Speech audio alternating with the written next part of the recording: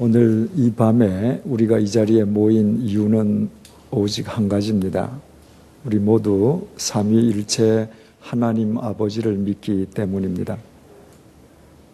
그런데 믿음이 대체 무엇입니까? 우리는 모두 하나님을 믿는 그리스도인들입니다. 그런데 왜 그리스도인들이, 왜 이 땅의 교회가 성경이 우리에게 말씀하시는 것처럼 하나님을 믿는 결과로 세상의 빛이 되지 못하고 있습니까?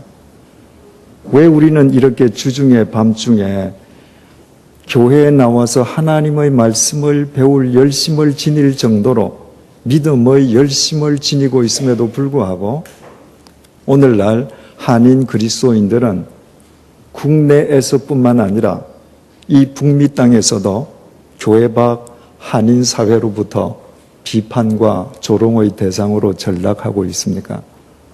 그 이유는 우리 모두가 믿음을 잘못 이해하고 있기 때문일 것입니다.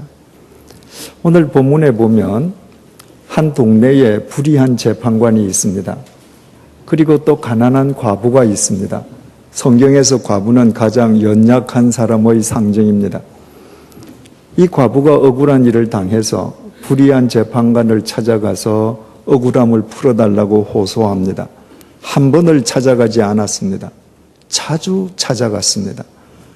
이 재판관이 불의한 사람이라고 하는 것은 자기의 직책을 이용해서 자기 사이익을 추구하는 사람이라는 뜻입니다. 그런 사람은 절대로 판결을 곧게 하지 않습니다. 자기 주머니를 먼저 생각합니다. 이 과부가 돈이 있을 리가 없습니다. 재판관에게 뇌물을 줄 수 있을 이유가 없습니다. 재판관은 그 과부의 소리에 귀를 기울이지 않습니다. 그러나 이 과부가 자꾸 찾아가니까 어느 날 불의한 재판관이 이렇게 생각합니다. 내가 저 연약한 여인의 이야기를 들어주지 않으면 앞으로도 계속 찾아오겠지. 그러면 내가 귀찮으니까 그저 한번 봐주자. 주님께서 그 말씀을 하시고 본문 6절에서 7절을 통해서 이렇게 말씀하십니다. 제가 가지고 있는 성경은 개역 개정판입니다. 주께서 또 이러시되 불의한 재판장이 말한 것을 들으라 하물며 하나님께서 그 밤낮 부르짖는 택하신 자들의 원한을 풀어주지 아니하시겠느냐? 그들에게 오래 참으시겠느냐? 내가 너희에게 이르노니 속히 그 원한을 풀어주시리라. 불의한 재판관도 한 불쌍한 과부가 뇌물도 없이 와서 계속 부탁하면 귀찮아서라도 그 부탁을 들어준다면 하물며 하늘에 계신 하나님 아버지께서 택하신 당신의 백성의 기도를 왜 들어 응답하시지 않겠느냐? 주님께서는 쉬지 않고 계속 기도해야 할 것을 가르치시면서 비유로 이 말씀을 하셨습니다. 만약에 주님께서 이 말씀을 하시고 끝나셨더라면 흔히 우리가 오해하듯이 그리스도인의 믿음 역시 불교 신자들의 믿음과 다를 바 없이 나의 원함을 풀어달라고 나의 소망과 나의 바람만을 하나님 앞에서 밤이고 낮이고 새벽마다 울부짖고 응답받는 것을 믿음이라고 이해할 수 있습니다. 그런데 예수님께서 그렇게 말씀하시는 것으로 끝나지 않았습니다. 이 단락은 8절 제일 마지막 구절을 통해서 이렇게 대반전을 이룹니다. 그러나 인자가 올 때에 세상에서 믿음을 보겠느냐 하시니라. 지금 주님께서 기도를 말씀하시면서 기도는 쉬지 않고 계속 하는 것이다.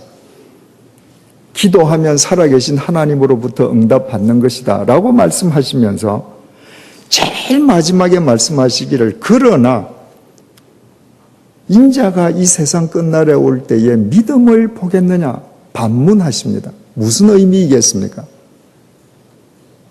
나의 바람, 나의 욕구, 나의 뜻만을 하나님 아버지 앞에서 반복하는 것은 하나님께서 우리에게 요구하시는 믿음은 아니라는 것입니다.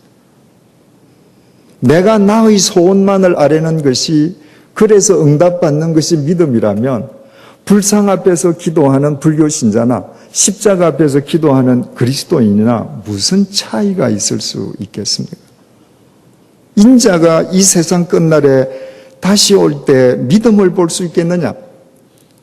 주님께서 이 세상 끝날에 오실 때에도 그리스도인들 가운데에서 대부분의 그리스도인들은 언제나 그랬듯이 자기의 생각, 자기의 뜻, 자기의 바람, 자기의 소망만을 위해서 하나님 앞에 기도하는 그 자체만을 믿음으로 오인하고 있을 것이다. 이런 의미입니다. 믿음은 하나님에 대한 알미로 끝나지 않고, 하나님에 대한 알미로 끝나면 믿음은 관념이 되죠. 하나님에 대한 알미, 삶으로 이어지는 전 과정을 포괄하는 것이 믿음입니다. 그래서 믿음은 구체성을 결여할 수가 없습니다. 삶의 토대는 추상적인 관념이 아니라 구체적인 현실이기 때문입니다. 믿음이라고 하는 것은 추상적인 단어입니다. 보이지 않는 하나님을 믿는 것입니다. 그러므로 믿음이 무엇인지 구체적인 의미로, 구체적인 단어로 그것을 해석하고 재정립하려는 노력을 지니지 아니하는 한 우리의 믿음은 아무리 열심을 가진다 할지라도 추상성에서 벗어날 수가 없습니다. 구체성을 결여한 믿음은 현실 도피책, 공허한 이론에 지나지 않게 됩니다. 많은 그리스도인들이 주일 예배를 끝난 뒤에 나가면서 목사님께 악수를 합니다. 그리고 은혜 많이 받았습니다. 이렇게 인사합니다. 여러분, 은혜 많이 받았다는 것이 무슨 말입니까? 목사님, 저는 지금까지 제 아내를, 제 남편을 증오하면서 살았습니다. 저는 지금까지 그 모든 잘못이 제 남편, 제 아내에게 있다고 확신하면서 살았습니다. 그런데 오늘 목사님 설교를 들으면서 그 모든 잘못이 내게 있음을 깨달았습니다. 내가 오늘부터 내 남편을, 내 아내를 사랑하기로 결심했습니다. 그 사람이 은혜 받은 사람입니다. 목사님, 내가 지금까지는 내 주머니를 위해서 불법을 저지르면서 살았습니다. 탈세도 했습니다. 그런데 내가 오늘 목사님의 설교를 들으면서 하나님께서 나로 하여금 뿌리 내리게 해주신 이 미국 땅에서 미국의 법을 존중하면서 살도록 내가 하나님 앞에서 결단하게 되었습니다. 은혜를 끼쳐주셔서 감사합니다. 이것이 은혜입니다. 이처럼 은혜가 무엇인지를 구체적으로 생각하고 규명하지 아니할 때 은혜는 목사님 설교 듣다가 눈물 한번 핑 도는 것, 가슴이 한번 찡해지는 것으로 끝나버립니다. 그 순간이 지나면 아무것도 없습니다. 아무런 삶의 변화가 없습니다. 믿음이 무엇입니까? 이 추상적인 단어의 구체적인 뜻을 우리는 매일매일 새롭게 구체화시켜갈 때 우리의 믿음이 구체적인 삶으로 드러나게 되는 것입니다. 제가 회복의 신앙이라는 책 속에서 이 추상적인 믿음을 구체적인 10개의 다른 단어로 재정리한 적이 있습니다. 간략하게 말씀드리면 그 책 속에서 첫 번째 단어, 믿음은 첫째 순종입니다. 순종 없는 믿음은 있을 수 없습니다. 믿음이 순종이라 할 때 그 순종은 두 가지에 대한 순종입니다. 첫째는 하나님 말씀에 대한 순종입니다. 내가 누구를 믿는다고 하면 그 사람의 말을 믿는 것입니다. 여러분들께서 이재철 목사를 믿는다라고 제게 말씀을 하시면서 제가 여러분들에게 말씀을 드릴 때 속으로 아유 저건 거짓말, 아유 저것도 거짓말, 그러면 저를 믿으시는 게 아닙니다. 여러분들께서 저를 믿으신다면 설령 여러분께서 이성으로는 믿지 못할 말씀을 제가 드릴지라도 저를 믿으신다면 여러분들은 100% 저를 신뢰하시는 것입니다. 하나님의 말씀에 대해서 순종하지 않고서 하나님을 믿는 방법은 있을 수 없습니다. 순종의 두 번째 대상은 주어진 상황에 대한 순종입니다. 내게 주어진 현재의 모든 상황, 내가 지금 병들었을 수 있습니다. 가난할 수 있습니다. 고통 속에 있을 수 있습니다. 괴로움의 터널 속에 빠져 있을 수 있습니다. 그 모든 상황은 나의 체질을 아시는 하나님께서 나를 바로 세우시기 위해서 주신 상황임을 믿고 그 상황을 받아들이는 것, 순종하는 것, 그것이 믿음입니다. 모세는 40년 동안 미디안 광야 상황에 순종했습니다. 골리앗을 물리친 다윗은 사울 왕의 질투심 때문에 근 10년 동안 망명 생활을 했습니다. 미친 짓까지 하면서 살아야 했습니다. 그 상황을 믿음으로 받아들였습니다. 그 상황 속에서 그들은 정금 같은 하나님의 도구로 새롭게 빚어진 것입니다. 믿음은 두 번째로 용기입니다. 내가 하나님의 말씀에 순종하고 주어진 상황에 순종하기 위해서는 용기가 필요합니다. 그리스도인들은 누구보다 용기 있는 사람이어야 합니다. 하나님께서 아브라함에게 본토 친척 아비 집을 떠나서 한 번도 가본 적이 없는 가나안 땅으로 가라고 명령하실 때 아브라함은 총각이 아니지 않습니까? 처가 있지 않습니까? 딸린 가솔들이 있지 않습니까? 그들을 데리고 미지의 땅으로 가는 것 용기 없이는 안 됩니다. 이집트의 왕자였기 때문에 이집트의 군사력이 세계 최강임을 알고 있는 모세에게 하나님께서 칼 한 자루, 창 한 자루 주시지 않고 혈혈단신으로 가서 내 백성을 구해오라고 말씀하실 때 그 명령에 순종하는 것은 용기입니다. 처녀 마리아에게 네가 아이를 낳으리라. 처녀가 아이를 낳으면 돌에 맞아 죽습니다. 말씀대로 되어질지어다. 순종하는 것은 용기입니다. 성경에 나오는 모든 믿음의 위인들은 용기 있는 사람들이었습니다. 세 번째로 믿음은 시선입니다. 믿음이 용기라면 그 용기의 원천은 나 자신이 아닙니다. 용기의 원천을 나 자신으로 삼으면 만용입니다. 만용은 나를 주저앉히고 나를 망치는 흉기입니다. 그 용기의 원천은 오직 하나님이십니다. 그래서 참된 믿음의 사람은 자기의 시선을 하나님께 고정시키는 사람입니다.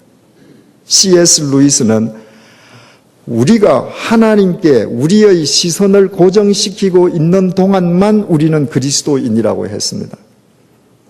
나는 루이스의 말에 100% 동의합니다. 저는 목사입니다. 목사면 여러분들과 다릅니까? 다르지 않습니다. 똑같이 죄성을 가진 인간입니다. 주님 보지 않으면 목사 불륜에 빠질 수 있습니다.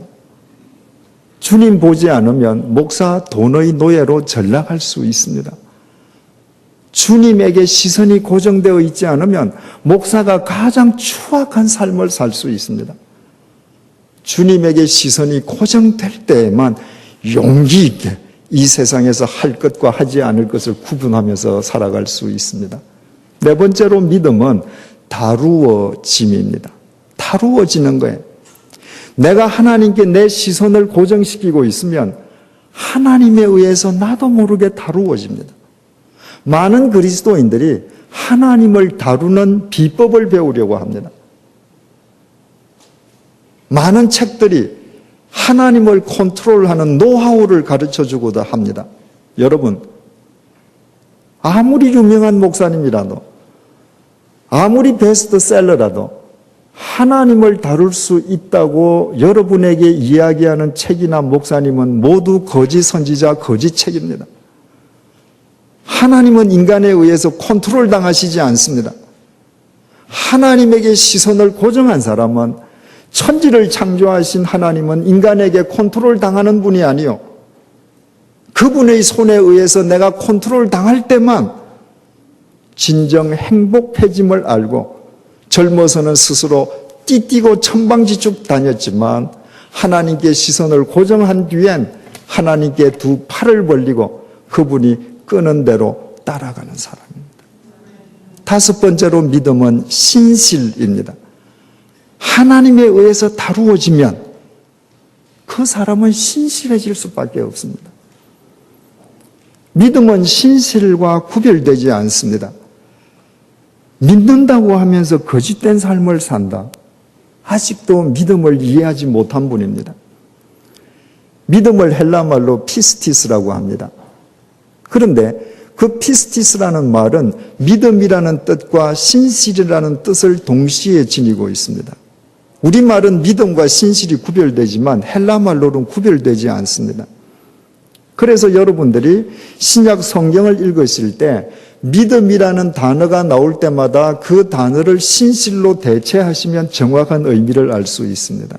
마태복음 21장 22절 너희가 기도할 때 믿고 구하는 것은 다 받으리라.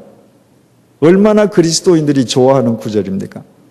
기도의 시간마다 단골로 등장하는 구절입니다. 내가 믿고 구했으니까 주실 줄 믿는다는 겁니다. 그러나 그 믿음을 신실로 바꿔보십시오. 너희가 기도할 때에 신실하고 구하는 것은 다 받으리라. 신실한 사람은 헛것을 구하지 않습니다. 신실한 사람은 욕망의 것을 구하지 않습니다. 신실한 사람은 자기의 것을 구하지 않습니다. 신실한 사람은 하나님의 뜻을 구합니다. 그러니 하나님의 뜻이 그 사람을 통해서 이루어지는 것은 너무나도 당연한 것이죠. 여섯 번째로 믿음은 눈에 보이는 것입니다. 믿음은 눈에 보입니다. 예수님께서 가버나움 가셨을 때 백부장이 나오지 않습니까? 내 하인이 중풍병 걸렸으니까 예수님 좀 고쳐주십시오. 가자, 내가 고쳐주리라. 백부장이 주님께 말씀드립니다. 주님, 내게도 수하 사람이 있어서 가라고 명령하면 가고 오라면 옵니다. 나는 주님같이 크신 분이 내 집에 오는 것을 내가 감히 감당할 수 없습니다. 내 하인들어 중풍병이 물러가라고 명령만 해 주십시오. 나을 줄로 믿습니다. 예수님께서 뭐라고 그러세요? 내가 이스라엘에서 이만한 믿음을 보지 못하였노라. 믿음은 눈에 보이는 겁니다. 사도 바울이 루스드라에 갔을 때 설교를 하는데 그 앞에 앉아있는 사람 가운데에 선천성 하반신 마비자가 있었습니다. 그런데 설교를 하다가 그 선천성 하반신 마비자에게 구원받을 만한 믿음이 있는 것을 보고 봤습니다. 눈으로 봤습니다. 네 발로 일어서라. 그 순간에 그가 일어났습니다. 여러분, 믿음은 눈에 보입니다. 여러분 다 아시지 않습니까? 이 교회에서 어느 분이 정말로 주님 앞에 헌신된 그리스도인인지 여러분들 다 아시죠? 어느 분이 사람들 앞에서만 헌신하고 돌아서서는 하지 않는지, 어떤 분이 예배당 안에서만 그리스도인이고 일터에서는 전혀 엉뚱하게 사는지 여러분들 다 아시죠? 왜 그렇습니까? 믿음은 눈에 보이기 때문입니다. 중요한 것은 여러분들께서 다른 사람의 믿음을 눈으로 보시듯이 다른 사람도 여러분 개개인의 믿음을 눈으로 보고 있다는 것입니다. 말하지 않을 뿐입니다.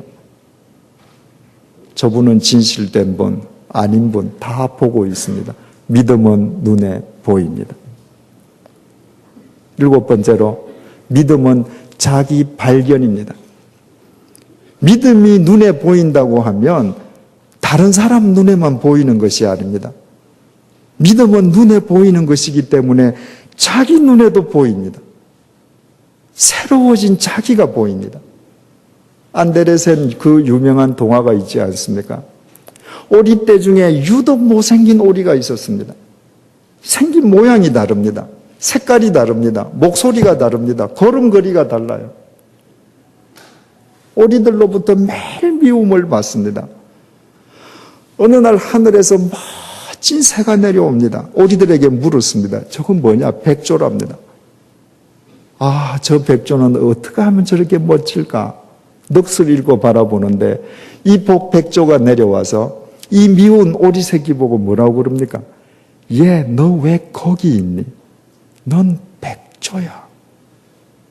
그제서야 백조가 자기를 발견했습니다. 백조를 보고 자기를 보니까 자기도 백조입니다. 내가 하나님을 보고 하나님 안에서 예수 그리스도의 보혈 속에서 의로워진 하나님의 자녀가 된 나의 존재가 내 눈에 보이는 것입니다. 8번째로 믿음은 자기 가꿈입니다. 하나님의 자녀가 된 내가 발견되면 하나님의 자녀로 나를 가꾸어 갈 수밖에 없습니다. 그것을 성화라고 합니다. 내가 더 이상 미운 오리 새끼가 아니라 우아한 백조임을 깨달은 그 소위 미운 오리 새끼가 자기를 오리로 그대로 내버려 두겠습니까? 백조로 가꾸겠습니까? 당연히 자기를 백조로 가꾸어 가지 않겠습니까? 그 이전까지는 진짜 오리가 되기 위해서 엉덩이도 뒤뚱거리면서 걸었는데 이제부터는 백조답게 우아하게 걷지 않겠습니까? 날개 쭉지가 아프지만 우아하게 날기 위해서 애를 쓰면서 훈련을 거듭하지 않겠습니까? 자기를 가꿉니다. 자기가 하나님의 자녀, 의로워진 예수 그리스도 안에서 의롭다함을 인정받은 그리스도인이 된 새로운 피조물, 자기를 발견한 사람만 자기를 존중할 수 있습니다. 진리로 자기를 무장시킵니다. 9번째로 믿음은 자유입니다.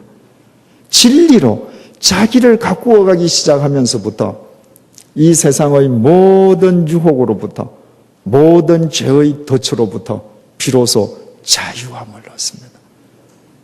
그것이 전혀 아무런 의미가 없다는 것을 진리의 눈으로 확인할 수 있기 때문입니다. 10번째, 그래서 믿음은 삶입니다. 믿음은 결코 점이 아닙니다. 믿음은 선입니다. 여러분들이 주일날 교회 나오시고 교회 행사에 참여하시고 수없이 많은 점을 찍는다 할지라도 점은 점일 뿐입니다. 점이 선으로 연결되지 않으면 삶이 되지 않습니다. 믿음은 삶입니다. 믿음이 순종이고 용기고 시선이고 다루어지는 것이고 신실이고 자기 발견이고 자기가 꿈이고 자유라는 것을 알아가는 상황 속에서 그 과정 속에서 그 삶이 중단 없는 진리의 삶, 믿음의 삶으로 이어져 가는 것입니다. 그 삶이 예수 그리스도의 통로가 되면 두말할 나위가 없습니다. 지금 우리가 잠시 믿음이라고 하는 이 추상적인 단어를 구체적인 10개의 단어로 재정립만 시켜봐도 믿음이 그런 거구나. 내가 믿음에 대해서 잘못 생각했구나. 우리가 알 수 있게 됩니다. 그렇다면 우리는 계속 이 믿음을 날마다 더 구체적인 의미를 재정립시켜 나아가야 하고 그렇게 될수록 우리의 믿음은 더 성숙해지는 것입니다. 그래서 오늘도 우리가 믿음은 무엇인가 또 더 구체적인 단어로 다시 한번 더 깊이 정립을 시켜보기로 하겠습니다. 첫째로 믿음은 구도입니다. 요한복음 1장 1절 말씀입니다. 태초에 말씀이 계시니라. 이 말씀이 하나님과 함께 계셨으니 이 말씀은 곧 하나님이시니라. 요한복음 1장 14절입니다. 말씀이 육신이 되어 우리 가운데 거하심에 우리가 그의 영광을 보니 아버지의 독생자의 영광이요 은혜와 진리가 충만하더라. 우리가 너무나도 잘 아는 말씀입니다. 하나님이 말씀이시라는 것입니다. 말씀이신 하나님이 당신의 말씀으로 천지를 지으셨습니다.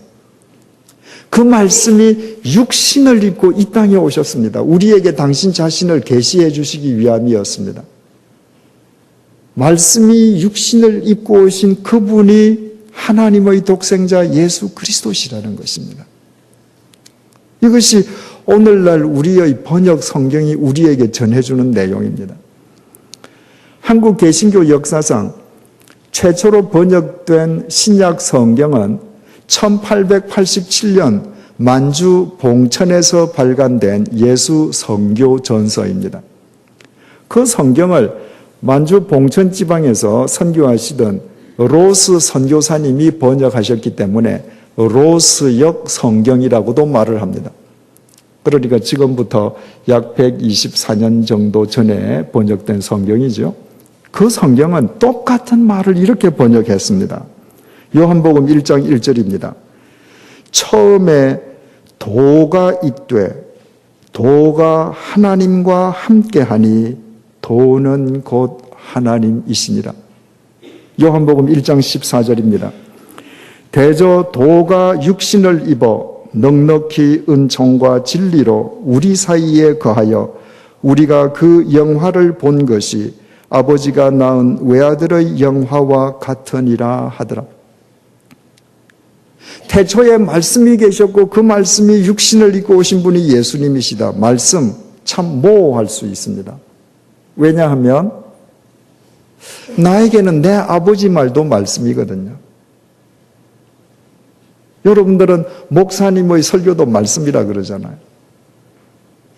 그런데 124년 전에 그 로고스라는 단어를 최초의 성경은 도라고 번역했습니다. 태초에 도가 있었습니다. 그 도가 육신을 입고 이 땅에 오셨습니다. 그분이 예수 그리스도이십니다. 그러므로 그 예수 그리스도를 믿고 쫓는다는 것은 그 도를 쫓는 것입니다. 그리스도인은 도인이 되는 것입니다. 도인이 되지 않고는 그리스도인이 될 수 없습니다. 예수님께서 승천하시면서 우리에게 주신 지상 명령이 있습니다. 땅끝까지 이르러 내 증인이 되라는 것입니다. 이 도의 증인이 되라는 것입니다. 그래서 성경은 계속해서 바울이 비시디아 안티옥에 가서 그 도를 전하거를. 그래서 우리는 전도, 그 도를 전해야 하는 전도의 사명을 갖고 있습니다. 생각을 해보십시오. 우리가 그 구도를 쫓는 도인이 되지 않고 어떻게 전도를 합니까? 지금 생각하듯이 흔히 입으로 말을 하듯이 전도는 입으로 하는 것이 아닙니다. 내가 먼저 그 도를 쫓고 내가 도인이 되어 그 도의 삶을 전하는 것입니다. 세상의 구도자들처럼 참된 도의 길이 어디 있는지를 알지 못해서 동가식 서가숙 하면서 방황하는 구도를 의미하지 않습니다. 2000년 전에 예수 그리스도께서 이 땅에서 보여주시고 우리 앞에 펼쳐놓으신 그 길, 그 도를 쫓는 도인이 되는 것입니다. 여러분, 어감이 어떻습니까? 내가 그리스도인이 된다는 것과 내가 도인이 된다는 것, 우리 자세가 달라지지 않습니까? 오늘날 이 미주 땅에서 그리스도인들이 그 그리스도의 도를 쫓는 도인이 된다면 교회가 이 땅을 새롭게 하는 원동력이 되지 않겠습니까? 예전에 우리가 어릴 때 도인이라는 말을 많이 썼습니다. 도인들이 계셨습니다. 저분은 도인이시야. 그러면 그분들 앞에서 사람들은 다 숙연해집니다. 왜? 도인들은 다른 사람들과 구별된 삶을 살거든요. 거룩이 무엇입니까? 거룩은 구별입니다. 이 세상과 구별된 삶을 살면 도인입니다. 우리가 도인이 되지 못하는 것은 세상과 구별된 삶을 사는 구도자가 되지 않기 때문입니다. 그렇게 해서 우리가 세상을 새롭게 하는 것이 아니라 교회가 세상에 압도당하면서 사는 것입니다. 여러분들께서 잘 아시다시피 WCC는 세계교회협의회 진보적인 교회 성향을 지닌 세계교회연맹이라고 알려져 있고 거기에 대칭되는 단체가 WEA입니다. 세계복음주의 연맹입니다. 거기에는 보수적인 신앙을 가진 교회 연맹입니다. WCC, WEA, 진보적이고 보수적이니까 어떤 사안에 대해서 같은 목소리를 내기가 쉽지 않습니다. 그런데 WCC와 WEA뿐만 아니라 로만 가톨릭을 대표하는 교황청까지 모여서 이 세 기구가 지난달에 크리스천으로서 지켜야 할 12개의 실천 원칙을 제네바에서 발표했습니다. 그러니까 진보주의 교회이든 보수적인 교회이든 가톨릭 신자이든 적어도 그리스도인이라고 하면 이 두 가지의 실천은 삶 속에서 반드시 이루어져야 된다는 기본 원칙입니다. 그 중에서 몇 가지를 읽어드리겠습니다. 하나님의 사랑 실천, 예수 그리스도를 모델 삼는 삶 실천, 도덕성, 성실, 자비, 연민, 겸손으로 행동, 섬김과 정의 실천, 폭력의 배제, 상호 존중과 협력, 모든 사람들에 대한 존중, 거짓 증거의 철폐, 타 종교 간의 관계 증진. 어떻습니까, 여러분? 예수 그리스도의 삶을 내 삶의 모델로 삼고 하나님의 사랑을 실천하면서 높은 도덕과 성실과 자비와 연민의 마음으로 행동하고 모든 사람을 존중하고 상호 협력하면서 어떤 경우에도 거짓과는 타협하지 않겠다. 지금 그런 삶을 살고 계십니까? 그리스도인이라면 이런 삶을 살아야 된다는 것입니다. 오직 도인이 될 때만 가능합니다.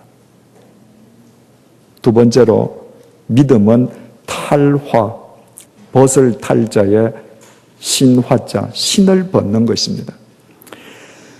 40년 동안 미디안 광야에서 양치기 노릇을 하던 80노인 모세를 하나님께서 부르시지 않았습니까?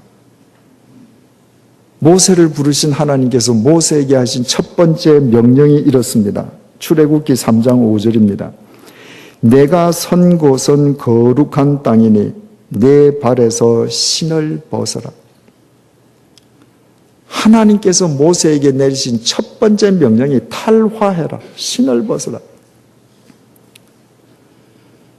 모세가 세상을 떠난 뒤에 새로운 지도자가 된 여호수아가 이스라엘 백성들을 데리고 요단강을 건너서 여리고 땅으로 들어갔습니다. 그때에 하나님의 군대 장관을 만났을 때 하나님의 군대 장관이 여호수아를 만나서 처음 한 명령도 네 발에서 신을 벗으라는 것입니다. 하나님께서는 모세에게 모세야 네 겉옷을 벗어라 말씀하시지 않았습니다. 너 두건을 벗어라. 네 허리띠를 풀어라. 이렇게 말씀하시지 않았습니다. 네 신을 벗어라. 왜 신입니까? 여러분 세상 살다 보면 사랑하는 가족들 가운데 먼저 세상을 떠나시는 분들이 계시지 않습니까? 그러면 유족들이 고인이 되신 분의 유품을 정리합니다. 경험이 있으신 분은 아시겠습니다마는 고인의 유품을 정리할 때에 어떤 유품이 가장 마음을 찡하게 울립니까? 신발입니다. 고인의 신발입니다. 다 고인이 쓰시던 물건인데 희한하게도 고인의 신발은 가슴을 저미게 만듭니다. 한국에서는 모든 남자는 다 국방의 의무가 있지 않습니까? 군대를 입대하면 집에서 입고 있던 옷을 그대로 입은 채로 군으로 들어갑니다. 그러면 그 다음 날 군에서는 입고 들어온 옷을 다 벗겨요. 그리고 나라에서 군복, 신 다 지급하거든요. 그러면 한 일주일쯤 지나면 집으로 군에서 소포가 옵니다. 바로 내 아들이 입고 군에 갔던 모든 옷, 신 전부 다 박스에 넣어서 집으로 부모한테 보내주는 겁니다. 경험이 있으신 어머니들 계시겠지만 그 박스를 열고 뭘 보고 어머니가 웁니까? 아들 신을 보고 웁니다. 왜 그렇습니까? 여러분, 인간이 몸에 걸치는 것 가운데에 인간이 몸에서 벗고 난 뒤에도 그 형태와 위치가 그대로 유지되는 것은 신밖에 없습니다. 내가 옷을 벗지요. 두면 꺼집니다. 내가 모자를 쓰고 있다 벗으면 모자는 형태가 그대로 있죠. 놓으면 위에 있던 게 아래로 내려갑니다. 신은 내가 벗어도 형태가 그대로 있습니다. 3,400년 전에 모세가 신던 샌들도 마찬가지예요. 그런데 형태가 그대로 있을 뿐만 아니라 인간이 몸에 부착하는 것, 착용하는 것 가운데에 오직 신발만 인간의 전 존재를 수용하면서도 형태를 그대로 지니고 있습니다. 내가 양말을 신어도 양말도 나의 모든 체중을 다 받아주죠. 그러나 양말도 벗으면 꺼집니다. 웃도리는 내 상체만 가려요. 신발은 나의 전 존재를 수용하는데 이 신발만은 형태가 그대로 있습니다. 신발을 벗으라고 하는 것은 너의 모든 전 존재 내 앞에서 내려놓으라는 것입니다. 여러분, 믿음은 내 머리만 하나님께 드리는 것이 아닙니다. 믿음은 내 마음, 감정만 드리는 것이 아닙니다. 믿음은 내 손만 드리는 것이 아닙니다. 믿음은 내 머리끝에서부터 발끝까지 나의 전 존재를 하나님께 드리고 내려놓는 것입니다. 나의 생각과 나의 뜻과 모든 것을 그분의 아래에 내려놓는 것입니다. 왜 벗으라고 그랬습니까? 당신의 것으로 채워주시기 위함입니다. 모세가 신발을 벗을 때에 40년 동안 양치기 하던 희망 없는 80 노인에 지나지 않았습니다. 그러나 하나님 앞에서 신발을 벗었다가 똑같은 신발인데 그 신발을 다시 신었을 때 그는 위대한 출애굽의 지도자가 되었습니다.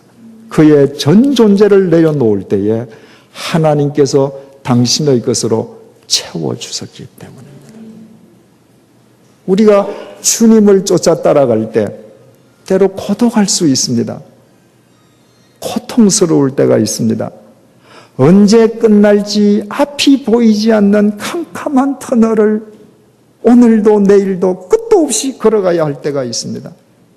그럼에도 불구하고 우리가 하나님 앞에 우리의 전 존재를 내려놓을 때 하나님 아버지께서는 당신의 사랑으로, 능력으로, 자비로, 은총으로 우리를 채우십니다. 그래서 우리로 하여금 전혀 새로운 삶으로 나아가도록 인도하시는 것입니다. 우리가 구도하는 것은 내 능력으로 구도하는 것이 아닙니다. 주님께서 채워주시는 그 은혜가 우리와 함께 하기에 우리가 그 길을 쫓는 도인이 될 수 있는 것입니다. 그래서 기독교는 자력 종교가 아니라 타력 종교입니다. 불교는 스스로 깨달아서 스스로 구원을 얻어야 합니다. 자력으로 구원을 얻어야 합니다. 그것을 자력 종교라고 합니다. 기독교는 내 밖에 있는 그리스도께서 나를 채워주시고 나를 인도해 주시고 나를 구원해 주심으로 그분의 은혜 속에서 그 길을 쫓는 타력 종교입니다. 이 세상에 어떤 분이 어떤 논리로 저를 설득한다 할지라도 저는 자력 종교인이 될 의사가 추호도 없습니다. 저는 저 자신을 잘 압니다. 저는 허랑방탕한 사람이었습니다. 흉측한 인생을 살았습니다. 제 스스로 이 삶을 청산하고 싶다고 얼마나 결심했겠습니까? 다 실패했습니다. 그러나 내 밖에 계신 그리스도, 그분께서 나를 찾아오심으로 그분이 나를 수렁에서 건져주시고 나를 인도해 주셨습니다. 그래서 나는 다시 태어나도 그분을 쫓는 타력 종교인으로 살아갈 것입니다. 세 번째로, 믿음은 여백입니다. 누가복음 24장 1절에서 3절 말씀입니다. 안식 후 첫날 새벽에 이 여자들이 준비한 향품을 가지고 무덤에 가서 돌이 무덤에서 굴려 옮겨진 것을 보고 들어가니 주 예수의 시체가 보이지 않더라. 우리가 잘 알다시피 예수께서 십자가에 못 박혀 돌아가시고 무덤에 장사 지내신 지 사흘째 되는 새벽에 주님을 쫓고 사모하던 여인들이 주님의 시신에 향품을 발라드리기 위해서 주님의 묘를 찾아갔습니다. 당시 중동 지방에서는 우리처럼 땅 속에 매장하는 것이 아니라 동굴 속에 시신을 안치하는 장묘법이기 때문에 이런 관습이 있을 수 있었던 것이죠. 갔더니 무덤이 이미 돌문이 열려 있습니다. 누가 열었을까 하고 들어가 보았더니 그 동굴 속에 있는 돌바위 위에 안치되어 있던 주님의 시신이 보이지 않았습니다. 비어 있었습니다. 여러분, 무덤은 왜 무덤입니까? 무덤 속에 시체가 있어야 무덤입니다. 그런데 응당 있어야 될 시체가 없었습니다. 빈 여백이었습니다. 그 빈 여백은 생명과 신비의 여백이었습니다. 주님께서 부활하셨기에 그 속에 생명의 여백이 생긴 것입니다. 신비의 여백이 생긴 것입니다. 내가 부활하신 주님을 믿는다면 내 삶 속에 그 여백을 남겨드리는 것입니다. 주님 앞에 나의 전 존재만 내려놓는 것이 아니라 내 삶의 전반에 걸쳐서 주님께서 역사하실 여백을 내가 내어드리는 것입니다. 두바이 한인교회라는 교회가 있습니다. 서울에서 비행기를 타고 남쪽 항로로 홍콩, 태국, 인도, bombe이 거쳐서 중동을 지나서 유럽에 이르기까지 그쪽 항로에서 서울을 제외하고 가장 많은 교인이 모이는 한인교회입니다. 그 한인교회 담임 목사님은 신철범 목사님이십니다. 지난 2월 달에 그 두바이 한인교회는 오래전부터 이슬람권 선교의 천병 역할을 하는데 해마다 이슬람권에 있는 선교사님들을 초청해서 그 쉼과 안식과 체험의 프로그램을 열어드립니다. 지난 2월 달에도 이슬람권에서 선교하시는 선교사님 40가정을 초청했는데 부부 아이들 합쳐서 120명이 왔습니다. 그 120명의 항공권까지도 모두 그 교회가 부담했습니다. 4박 5일까지 그 120명을 초청해서 영성 프로그램을 만들어드리고 그분들을 쉬게 해드리는데 소요된 돈이 2억 원이었습니다. 제가 안식일이 시작되면서 두바이에 가서 그 선교사 대회하는 것을 보면서 참 마음속에 감동의 눈물이 흘렀습니다. 제가 주님의 교회를 목회하던 92년입니다. 어느 젊은 여인으로부터 편지를 받았습니다. 내용은 이런 내용입니다. 자기 남편은 신학교 신대원을 나왔습니다. 누구보다도 두 사람은 열심으로 주님을 섬기기로 헌신하고 주님을 위해서 살려고 애를 썼는데 아이를 낳았더니 뇌성마비 아들이 나왔습니다. 그것이 빌미가 되어서 어느 교회에서도 이분을 교역자로 받아주는 교회가 없었습니다. 주의 종이라면 자식들이 복받은 자식이 태어나야 될 터인데 뇌성마비 아이를 가진 목회자가 어떻게 교회에서 사역할 수 있겠느냐는 것입니다.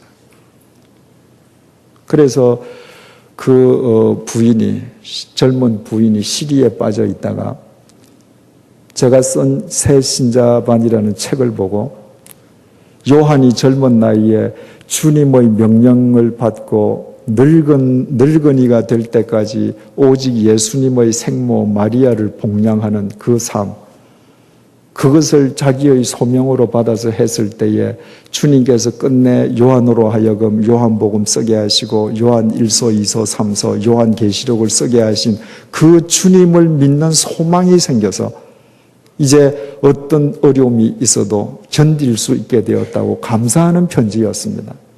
제가 그 편지를 받고 분노를 느꼈습니다. 대한민국 교회에 대해서 분노를 느꼈습니다. 그런 젊은 목회자, 뇌성마비 아들을 가진 목회자를 위로해 주어야 될 교회가 뇌성마비 자식을 가졌다고 해서 써주지 않고 모두가 퇴짜를 놓는다는 데 대해서 분노했습니다. 그래서 그 부인에게 편지를 써서 당신 남편을 한번 만나게 해 주십시오.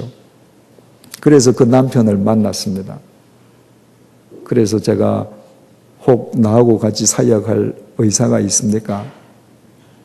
그랬더니 이분이 정말 감사한데요. 계속 몇 년 동안 퇴짜를 맞다가 바로 며칠 전에 어느 교회에 파트타임 자리가 났다는 것입니다. 제가 프로포즈한 건 전임이에요. 그런데 파트타임 자리를 자기가 가겠다고 약속했기 때문에 하나님 앞에서 그 교회에 가는 것이 옳다고 생각됩니다. 호의는 고맙지만 이해해 주십시오. 제가 그분이 더 마음에 들었습니다. 웬만한 분 같으면 지난 약속 파기할 수 있잖아요. 명분 있지 않습니까? 이건 파트타임이고 이건 전임이니까요. 제가 1년을 기다렸습니다. 1년이 지나서 다시 그분에게 전화했습니다. 이제 1년 동안 근무했으니까 이제는 오실 수 있겠습니까? 오겠습니다. 그래서 저하고 같이 사역을 했습니다. 3년 동안 사역하고 제가 제네바에 가서 3년 있다가 제가 올 때 주님의 교회에서는 당시 전임 교역자들, 담임 목사님 아닌 전임 교역자들은 임기가 6년이었거든요. 6년 하면 1년 안식년을 드리고 퇴임하기로 되어 있습니다. 그래서 6년 사역을 끝내고 안식년을 하고 있었습니다. 그런데 제가 제네바에 있을 때 두바이 한인교회라고 하는 조그마한 교회가 교회 분열로 인해서 그 진통을 겪는데 도와달라는 이야기를 듣고 제가 2번을 찾아가서 교우님들 만나서 집회하고 서로 이야기하면서 그 교인들이 서로 화해하게 되고 그래서 저한테 목회자를 청구해달라고 했습니다. 그래서 신 목사님에게 목사님이 가십시오. 그분은 두바이가 어딘지도 모르고 갔습니다. 그때만 해도 두바이 한인교회는 조그만 교회였습니다. 그런데 그 교회가 횟수를 거듭하면서 그렇게 은혜로운 교회가 되어서 이슬람권 선교를 위한 안티옥 교회 역할을 감당하는 것을 볼 때 제 마음이 감동될 수밖에 없었습니다. 여러분 생각을 해보십시오. 뇌성마비 아이를 낳고 교회로부터 버림받고 눈물 흘리던 한 젊은 여인이 한 권의 책을 읽고 자기 마음속에 담았던 모든 것을 토로해서 글을 써서 보낼 때 그 편지 한 통이 10년이 지나서 그런 역사를 이루리라고 상상인들 했겠습니까? 우리 주님은 이런 분입니다. 그런데 사람들은 모든 것을 자기가 다스려야 합니다. 그 부부가 자기들 머리로 아무리 설계했다 할지라도 그런 역사가 일어나겠습니까? 주님 앞에 여백을 드려야 합니다. 저는 주님의 교회, 제네바 한인교회, 지금 100주년 기념교회 3번 목회를 합니다마는 제가 목회하는 세 교회는 모두 예산이 없습니다. 결산은 철저하게 합니다. 회계사가 감사를 하고 원장 자체를 교인들에게 다 공개합니다. 그러나 우리는 예산이 없습니다. 어떻게 하나님의 역사를 인간의 예산 속에 제한시킬 수 있겠습니까? 내년도 헌금을 얼마 주실지 우리가 어떻게 알겠습니까? 많이 주실 수도 있고 적게 주실 수도 있지 않겠습니까? 그래서 우리는 예산이 없습니다. 그 여백을 남겨둡니다. 하나님께서 역사하실 그 여백 위에 주님께서 주시면 주시는 대로 우리는 겸손하게 최선을 다해서 우리가 행하여야 될 일을 하는 것입니다. 그 여백이 많으면 많을수록 하나님의 역사는 더 오묘하게 일어나는 것입니다. 네 번째로 믿음은 안경입니다. 사도 바울이 고린도후서 4장 18절을 통해서 이렇게 증언합니다. 우리가 주목하는 것은 보이는 것이 아니요 보이지 않는 것이니 보이는 것은 잠깐이요 보이지 않는 것은 영원함이로다. 우리는 다 보이는 것을 따라서 살아갑니다. 그런데 바울은 우리가 주목해야 할 것은 보이지 않는 것이라고 합니다. 믿음은 보이는 것 속에서 보이지 않는 그것을 보는 안경을 쓰는 것입니다. 그 안경 없이는 세속주의에서 벗어날 수가 없습니다. 2000년 전에 광야에서 예수님과 사탄의 대결이 있었습니다. 사탄이 예수님을 유혹합니다. 네가 하나님의 아들이면 돌로 떡을 만들어 먹어라. 네가 하나님의 아들이면 높은 데서 뛰어내려서 능력을 보여라. 네가 나에게 절하면 천하만국 권세와 영화를 주리라. 사탄이 제시한 게 뭡니까? 전부 눈에 보이는 겁니다. 오늘날 여러분들이 다 추구하는 겁니다. 여러분이 목적으로 삼는 겁니다. 거기에 대해서 예수님께서는 뭐라고 대답하십니까? 사람이 떡으로만 살 것이 아니요 하나님의 입으로 나오는 모든 말씀으로 살 것이라. 하나님을 시험하지 마라. 하나님을 경배하고 다만 그만 섬기라. 예수님의 답변은 너는 보이는 것을 쫓지만 나는 보이지 않는 그분을 쫓겠다는 것입니다. 그 대결은 예수님이 이 땅에 오시기 1400년 전에도 있었습니다. 시내 광야, 그 광야에서 이스라엘 백성들은 눈에 보이는 황금 송아지를 만들었습니다. 그때 모세는 시내산에서 보이지 않는 하나님으로부터 하나님의 말씀을 받았습니다. 눈에 보이는 황금 송아지를 모세는 하나님의 말씀의 계명판을 던져서 부정합니다. 여러분, 우리가 이 세상을 살아가는 이 세상은 한치 앞이 보이지 않습니다. 내일 무슨 일이 일어날지 알지 못합니다. 그런 의미에서 이 세상 자체가 광야입니다. 광야이기 때문에 세상 사람들은 끊임없이 눈에 보이는 것을 추구하라고 유혹합니다. 눈에 보이는 것 없으면 안 된다고 우리를 부추깁니다. 그러나 주님께서는 눈에 보이는 것은 잠깐이요 보이지 않는 것은 영원함이니 보이지 않는 것을 추구하라고 우리에게 권면합니다.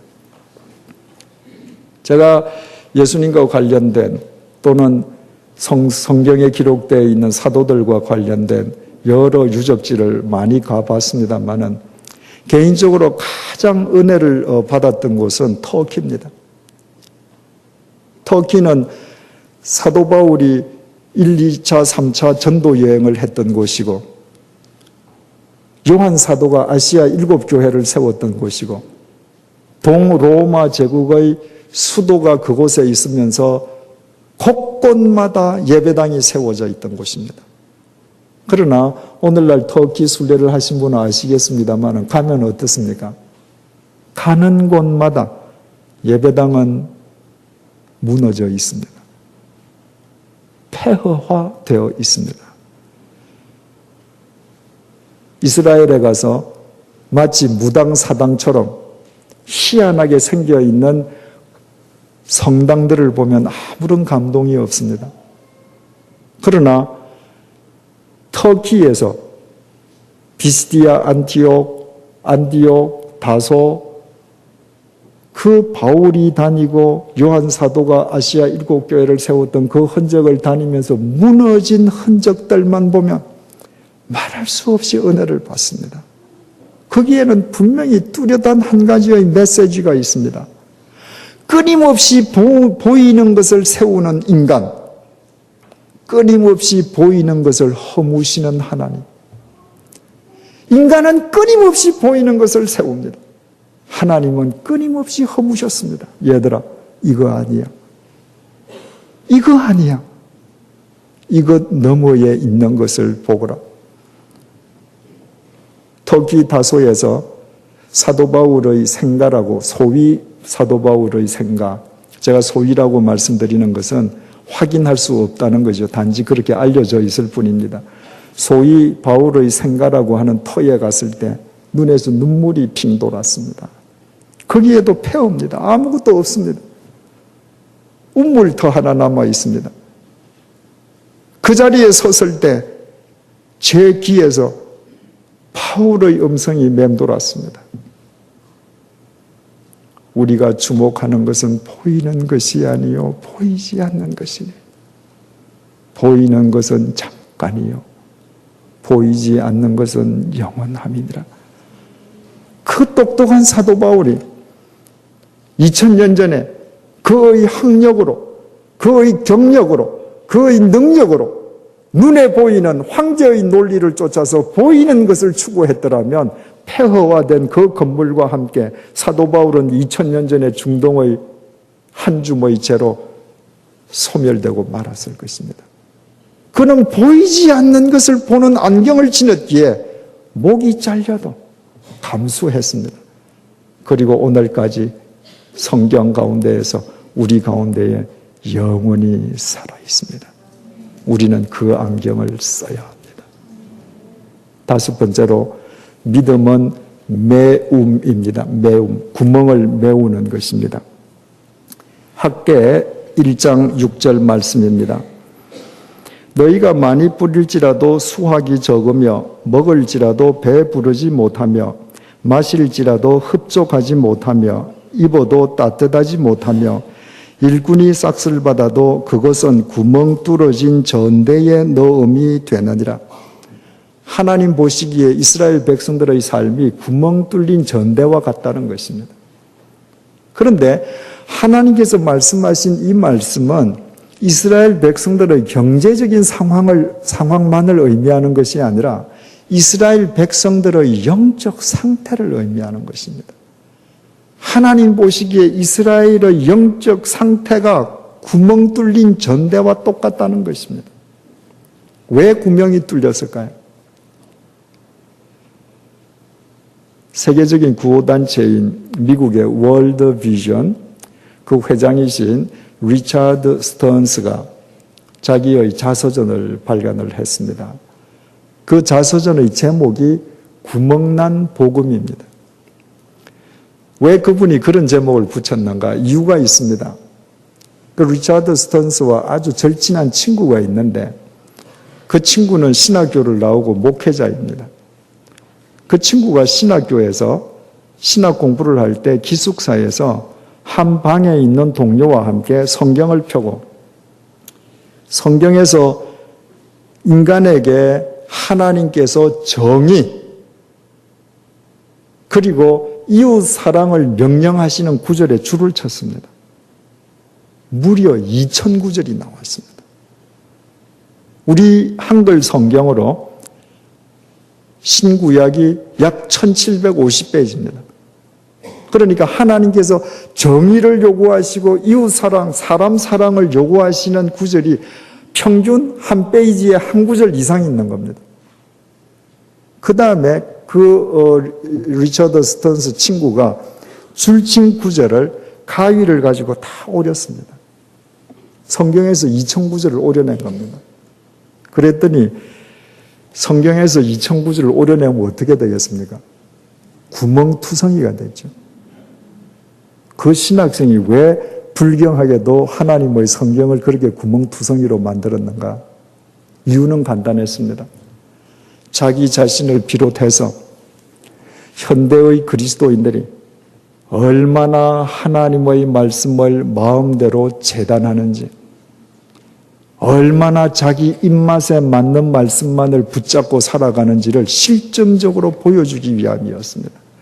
그래서 이 젊은 전도사가 신학교 때부터 딴 교회에 가면 그 구멍투성이의 성경을 보여주면서 여러분의 성경은 구멍이 몇 개입니까?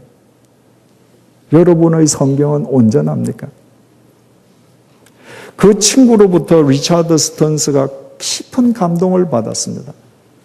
그래서 자기의 자서전 제목을 구멍난 복음이라고 붙였습니다. 까닭은 자기가 그동안 마구 성경을 구멍내었던 죄가에 대한 회개인 동시에 앞으로는 온전한 성경을 믿겠다는 결단의 표시였습니다.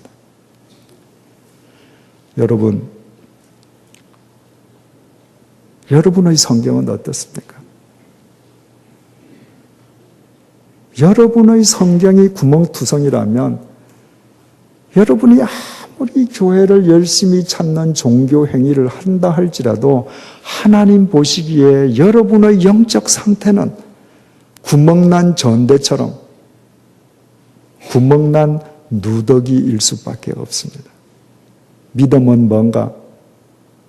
그 구멍을 메워가는 겁니다.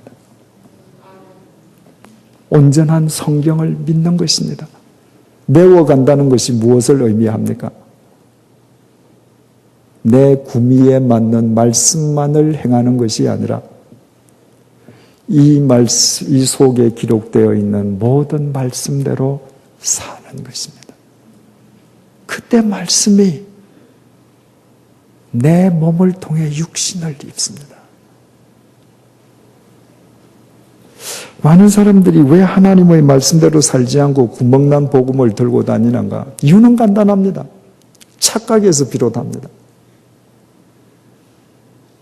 하나님의 말씀대로 사는 것은 하나님을 위해서라고 착각하기 때문입니다.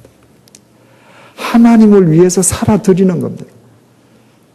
하나님을 위해서 살아드리려고 하니까 이 말씀은 무거운 짐입니다. 그래서 가벼운 것만 지겠다는 것입니다. 여러분, 그 착각에서부터 벗어나야 합니다. 내가 하나님의 말씀대로 살지 않는다고 해서 하나님이 하나님 되시지 않는 것 아닙니다. 내가 하나님의 말씀대로 살지 않는다고 해서 예수 그리스도가 구세주가 되지 않는 것 아닙니다. 내가 하나님의 말씀대로 살지 아니해도 하나님에게는 아무런 손해가 없습니다. 그러나 하나님 말씀대로 살지 않으면 나는 죽습니다. 내가 하나님 말씀대로 사는 것은 하나님을 위해서가 아니라 나를 위해서입니다. 하나님께서 우리에게 나의 계명대로 살라고 하시는 것은 하나님을 위해서가 아니라 당신의 독생자의 피값으로 의롭다고 세우신 우리를 하나님의 자녀답게 살아갈 수 있도록 은혜를 베풀어 주시기 위함입니다. 하나님의 말씀을 따라 사는 것이 하나님을 위함이 아니라 나를 위함이라는 사실을 깨닫는 순간부터 하나님의 말씀은 짐이 아닙니다. 요한일서 5장 보면 우리가 하나님을 사랑하는 것은 이것이니 곧 하나님의 계명들을 지키는 것이라. 하나님의 계명들은 무거운 것이 아니로다. 무슨 말입니까? 요한 사도가 주후 80년에서 90년경에 요한복음, 신약성경 제일 마지막으로 요한복음을 썼는데 그때는 예수님께서 승천하신 지 한 5, 60년 됐단 말입니다. 그때 이미 초대교회 그리스도인들 가운데 하나님의 계명을 무겁다고 생각하는 사람들이 있었던 것입니다. 그래서 요한 사도가 아니다. 이건 무거운 게 아니야. 가벼운 거야. 가르쳐 주는 겁니다.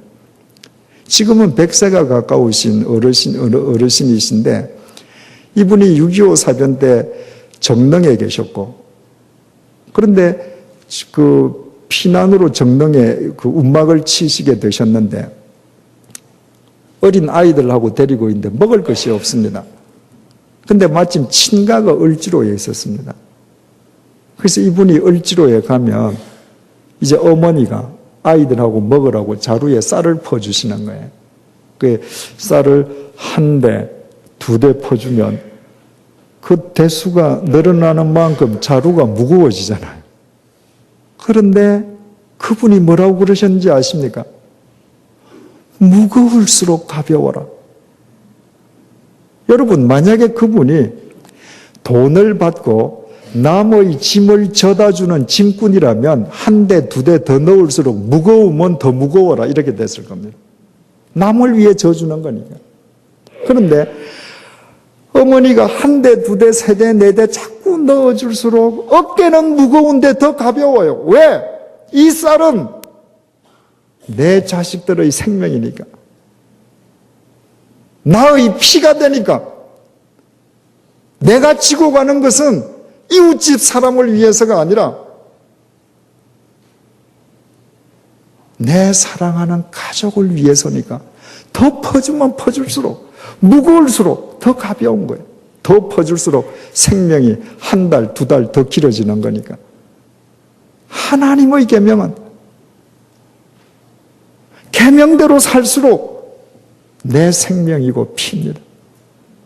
그분의 말씀은 인생 사용 설명서입니다. 그분의 설명서대로 살 때에만 우리의 인생은 낭비가 없습니다. 그래서 믿음은 안경이라고 할 때 그 안경은 결국 말씀의 안경을 쓰는 것입니다. 그 말씀의 안경으로 영혼을 보면서 그 말씀대로 살아갈 때 우리의 삶을 통해 하나님의 역사가 일어나는 것입니다. 제가 여러분들께 여쭙겠습니다. 마음속으로만 한번 손을 들어보십시오. 여러분들 가운데에 창세기부터 요한계시록까지 단 한 번이라도 성경을 진지하게 정독해 보신 분 마음속으로 손 한번 들어보십시오. 손을 들지 못하시는 분은 지금 뭘 믿고 있습니까?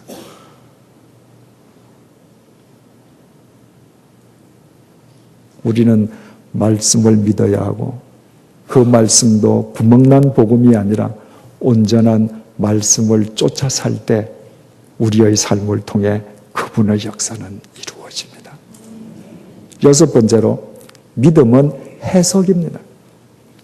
야곱이 에서 형을 속였다가 에서가 죽이려고 하자 바다나람 삼촌 집에 가서 살다가 20여 년 만에 고향으로 되돌아가지 않습니까? 그 길에서 자기가 가장 사랑하던 내 아내 중에 라헬, 가장 사랑하던 라헬이 아이를 낳고 죽습니다. 창세기 35장 18절입니다. 그가 죽게 되어 그의 혼이 떠나려 할 때에 아들의 이름을 베논이라 불렀으나 그의 아버지는 그를 베냐민이라 불렀더라. 라헬이 길에서 해산을 하다가 죽습니다. 죽으면서 지금 아들을 낳았는데 엄마가 아들에게 이름을 지어줬습니다. 베논이다. 뜻은 슬픔의 아들이라는 겁니다. 야, 이게 애미도 없이 애미도 없이 이 세상을 지금 살아갈 테니까 이거 정말 얼마나 불쌍하냐. 이게 슬픔의 아들로 태어났구나. 그랬더니 그 옆에 있던 야곱 남편이 아니다. 베냐민이다. 베냐민은 오른손의 아들입니다. 능력의 아들이라는 것입니다. 아니다. 당신은 떠나도 하나님께서 당신의 능력으로 반드시 책임지실 것이다. 여러분, 상황은 똑같습니다. 핏덩이가 하나 태어났습니다. 핏덩이를 낳은 산모는 지금 죽었습니다. 상황은 똑같은데 한 사람은 베논이 슬픔의 아들이라 그럽니다. 한 사람은 능력의 아들, 오른손의 아들 베냐민이라고 합니다. 해석이 달랐습니다. 믿음은 해석입니다. 제가 예전에 사회생활을 할 때 교회학교 교사를 했는데 교회학교에서 여름에 수련회를 갔는데 교회학교 한 학생이 사고사를 당했습니다. 그 부모가 참 교회에 어려움을 많이 줬습니다. 그 부모님도 물론 그 교회에 자주는 아니지만 출석하시던 분이셨거든요. 그래서 그때 그 담임 목사님께서도 참 크게 곤욕을 치르셨습니다. 세월이 흘러서 제가 목회를 했습니다. 92년도에 저희 교회가 세워진 지, 주님의 교회가 세워진 지 4년째 되던 해에 숙대 연수원으로 수련회를 갔는데 그 수련장에서 초등학교 학생 한 명이 죽었습니다. 사고사를 당했죠. 근데 그 어머니는 교회에 열심히 나오는 분인데 그 아버지는 교회에 열심히 나오던 분이 아니셨습니다. 정말 교회가 큰 어려움에 처할 그런 상황이었습니다. 그런데 오히려 그 아버지로 인해서 모든 사람이 은혜를 받았습니다. 그 아버지가 장례식 때에 가족 대표 인사를 하시면서 5가지를 감사했습니다. 내 아들 민홍이가 엄마 뱃속에서 그리스도인으로 잉태되고 모태신앙인으로 태어나서 유아 세례인으로 살게 하신 것을 감사합니다. 이 아들을 하나님께서 당신의 필요에 의해서 하나님 나라에 먼저 불러가시되 세상에서 그 영혼이 때묻기 전에 순결한 영혼인 채로 불러주셔서 감사합니다. 내 아들을 일찍 데려가시되 교통사고나 다른 사고처럼 끔찍한 사고 현장이 아니라 하나님의 말씀을 배우던 수련회장에서 데려가셔서 감사합니다. 내 사랑하는 아들이 떠났기 때문에 빈자리가 당장은 아프겠지만 하나님께서 당신의 은혜로 채워주실 것을 믿기에 감사합니다. 어린 내 아들 장례식을 위해서 사랑하는 교우 여러분들께서 이렇게 사랑을 베풀어 주셔서 감사합니다. 여러분, 두 가정이 똑같이 자식을 잃었습니다. 수련장에서 똑같이 잃었습니다. 똑같은 상황입니다. 한 부모는 그것을 받아들이지 않고 교회를 어렵게 만들었습니다. 한 부모는 감사했습니다. 내가 말씀의 안경을 쓰고 있느냐, 쓰고 있지 않느냐에 따라서 해석이 달라집니다. 사람들은 예수님께 물었습니다. 저 장님이 누구 죄입니까? 아버지 죄입니까? 본인 죄입니까? 예수님은 아니다. 하나님의 영광을 드러내기 위함이다. 해석이 달랐습니다. 엘리사가 도단성에 있을 때 엘리사를 죽이기 위해서 아람 군대가 성을 겹겹이 둘러쌌습니다. 엘리사의 사환 게하시가 그 아람 군대를 보고 주인님 이제 우리 어떻게 합니까? 죽었다는 겁니다. 엘리사가 말했습니다. 두려워하지 마라. 우리와 함께하는 자가 저들보다 많다. 해석이 다릅니다. 다윗은 사울의 칼날을 피해서 도망다니면서 이웃 나라에 가서 에비멜렉 앞에서 미친 듯이 침을 흘린 신용을 하고서야 생명을 부지할 수 있었습니다. 여러분 젊은 나이에 남의 나라에 가서 침 흘리고 미친 신용하고 살아야 한다면 하나님을 원망해야 되지 않겠습니까? 그런데 그 직후에 지은 시가 시편 34편입니다. 젊은 사자는 궁핍하여 줄일지라도 여호와를 찾는 자는 모든 좋은 것에 부족함이 없으리로다. 지금 방금 미친 짓 하고 침을 질질 흘리고 살아나와서 모든 좋은 것에 부족함이 없으리로다. 해석이 다릅니다. 왜? 이 과정 속에서 하나님께서 나를 연단시키시고 점검같이 빚을 것을 믿기 때문입니다. 여러분, 우리가 세상을 살아가는데 어떤 사건을 만났을 때 어떤 일을 접할 때 세상 사람들과 똑같이 해석한다면 어떻게 우리가 믿는 사람일 수 있습니까? 여러분, 그때 그 사람이 분명히 성공하는 줄 알았는데 그 성공 때문에 패관망신하는 사람 봤죠? 그때 그 사람이 분명히 실패했다고 생각했는데 그 실패로 인해서 그가 영화롭게 되는 거 봤죠? 세상의 관점으로 해석하면 우리는 믿음의 삶을 견지할 수가 없습니다. 믿음은 해석입니다. 7번째로 믿음은 위치입니다. 아담과 하와가 하나님께서 명하시는, 하나님께서 금하시는 열매를 먹고 범죄했습니다. 그들이 나무숲 속에 숨어 있지 않습니까? 그때 하나님께서 그들을 찾아오셔서 그들에게 물으시기를 아담아, 네가 뭐 했느냐? 이렇게 묻지 않으셨습니다. 아담아, 네가 어디 있느냐? 위치를 물으셨습니다. 왜? 믿음은 위치이기 때문입니다. 바른 위치를 지키는 것입니다.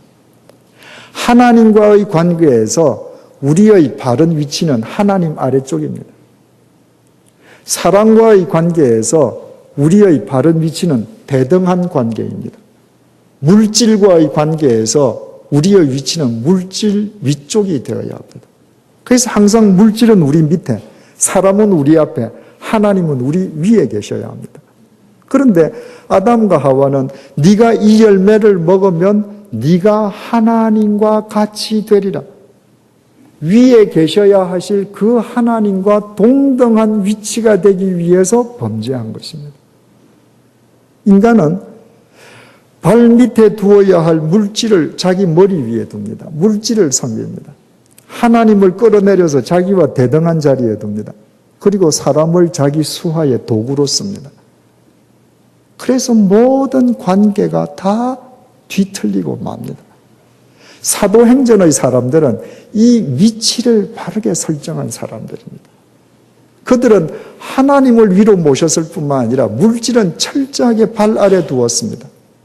사도행전 5장 보면 초대교회 교인들이 자기들의 소유를 팔아서 그 돈을 사도들의 발 아래에 내려놓았습니다. 사도들의 손에 쥐어주지 않았습니다. 무릎에 올려주지 않았습니다. 물질은 발 아래에 있어야 그 물질의 그 주인의 인격이 흘러내려가서 물질이 비로소 생명의 도구가 된다는 걸 알았던 것입니다. 물질을 머리 위에 두면 비물질적인 물질의 노예가 인간이 되므로 인간 자체가 인간성을 소멸하게 됩니다. 사도행전 1장 1절을 보면 사도행전을 받는 수신자 이름이 기록되어 있습니다. 테오빌로요 이렇게 기록되어 있습니다. 그런데 누가가 사도행전을 기록하면서 제일 먼저 데오빌로요 하고 수신자 이름을 밝혔는데 사도행전을 데오빌로에게 보내기 전에 누가가 먼저 보내었던 글이 있습니다. 여러분이 잘 아시는 바와 같이 누가복음이죠. 그런데 누가복음 1장 3절은 데오빌로가 누가에게 쓰면서 데오빌로 각하여 이렇게 불렀습니다. 첫 번째 글에서는 데오빌로 각하여라고 불렀는데 두 번째 편지를 쓸 때에는 각하여를 뗐습니다. 데오빌로요 이렇게 불렀습니다. 무엇을 의미하겠습니까? 그 사도행전 첫머리에 나오는 그 호칭이 무슨 메시지를 우리에게 주겠습니까? 데오빌로는 각하로 불릴 만큼 당시 고위공직자였습니다. 갈릴리 출신 어부 출신들로부터 복음을 전해들은 누가는 누가복음을 쓰면서 그 고위 공직자에게 각하라고 호칭을 깍듯하게 붙일 수밖에 없었습니다. 각하라고 붙인다는 건 적어도 그분을 내 위에 있는 분으로 내가 올려드리는 것 아닙니까? 그런데 테오빌로 각하가 누가복음의 글을 바꿔서 가만히 읽으면서 복음을 접했습니다. 믿음의 형제들 사이에서 자기가 각하로 호칭당하는 것이 온당치 않다는 것을 스스로 깨달은 것입니다.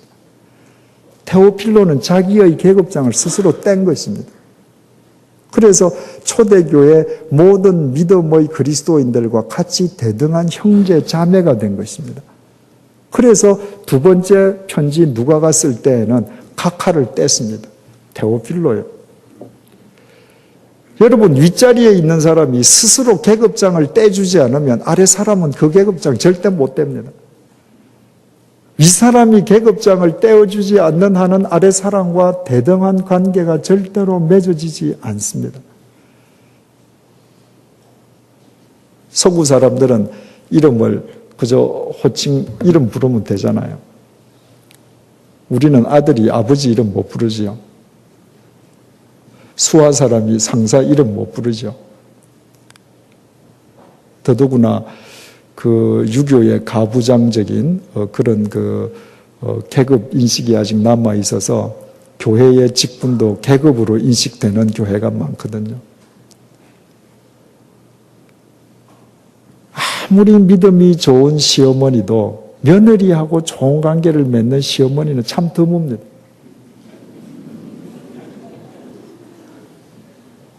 유교식 잔재가 남아있기 때문입니다.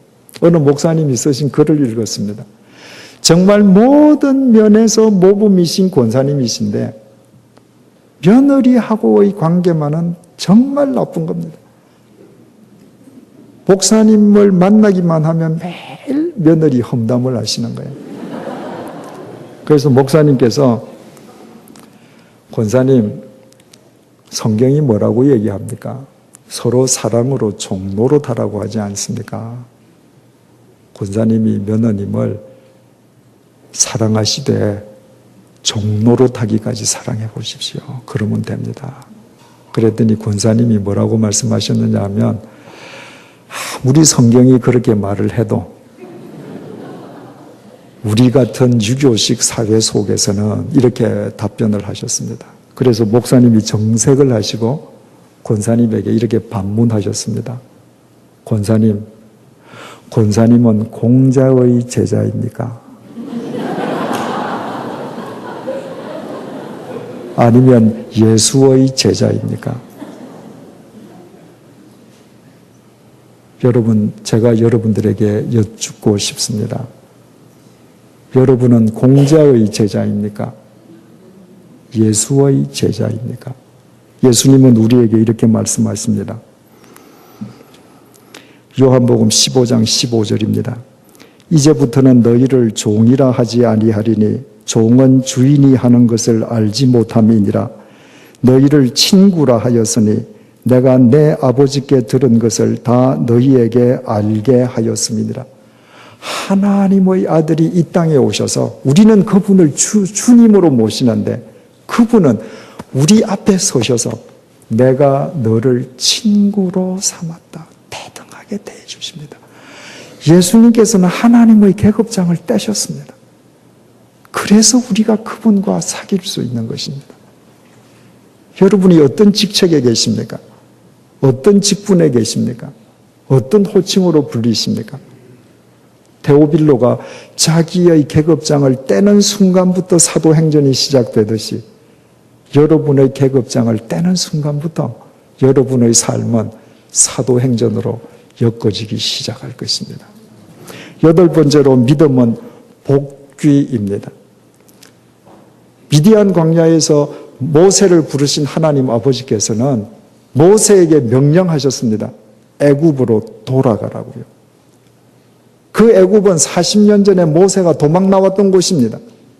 애굽으로 돌아가라는 것입니다. 모세가 애굽에 돌아가서 말한 메시지의 핵심은 뭡니까? 너희 선조들이 나왔던 가나안으로 돌아가자는 것입니다. 이스라엘 백성들이 유대 왕국의 멸망과 함께 바벨로니아 70년 동안 포로 생활을 했습니다. 하나님께서는 그들로 하여금 예루살렘으로 돌아가게 하십니다. 베드로가 변화산에서 예수님께서 변화되시는 그 모습을 보고 얼마나 화려했는지 여기에서 초가상관 짓고 천년만년 살자고 했습니다. 그러나 예수님께서는 그 제자를 데리시고 다시 내려오셨습니다.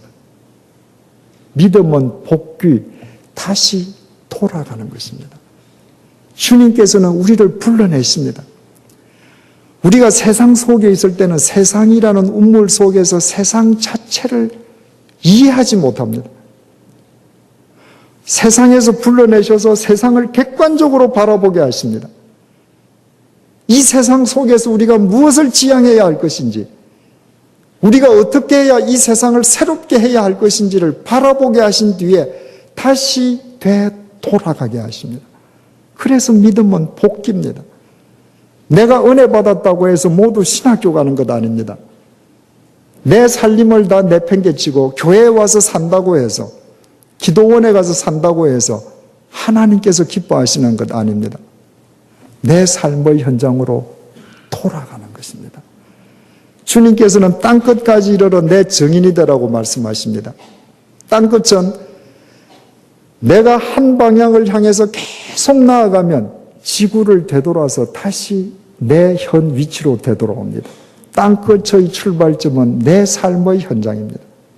내가 주님을 만난 뒤에 내 삶의 현장으로 되돌아갈 때 내 삶의 현장에 변한 것은 아무것도 없습니다. 어제와 똑같은 삶입니다.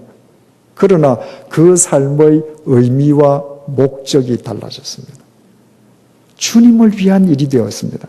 그래서 내가 부엌에서 밥 짓는 것도 주님의 일이고, 내가 어떤 직업을 가지든지 주님을 위한 성직이 되는 것입니다.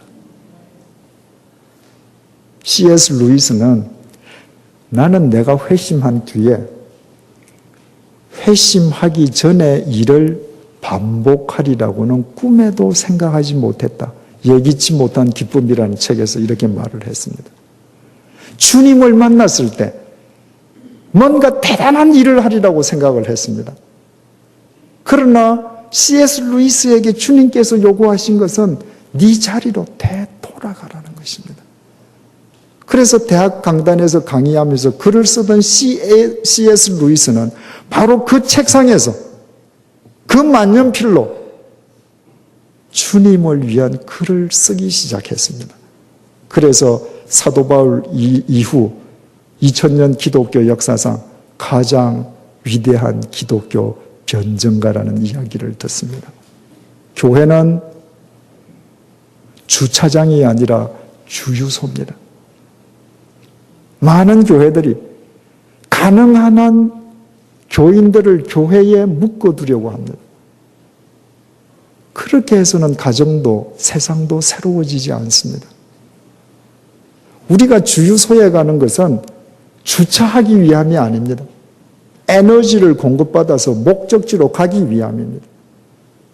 교회 생활의 가장 큰 장점은 여기에 와서 영적 주유를 한 뒤에 돌아가기 위함입니다. 그래서 내 가정이 바뀌어집니다. 이 세상이 새롭게 되는 것입니다. 제가 제네바에 있을 때 스위스 분과 결혼하신 한국 여성이 계셨습니다. 공부를 많이 하시지 않은 분이셨기 때문에 언어에 장벽이 있었습니다. 처음에는 사랑하니까 별 문제가 없었는데 횟수가 거듭되면서 이 소통이 마음속 깊은 소통이 되지 않으니까 갈등이 쌓였습니다. 그러다 보니까 이 여성분은 교회를 중심으로 살기 시작했고, 한인 교회 중심으로 사는 그 아내를 보는 남편은 더 마음이 처량하게 된 거죠.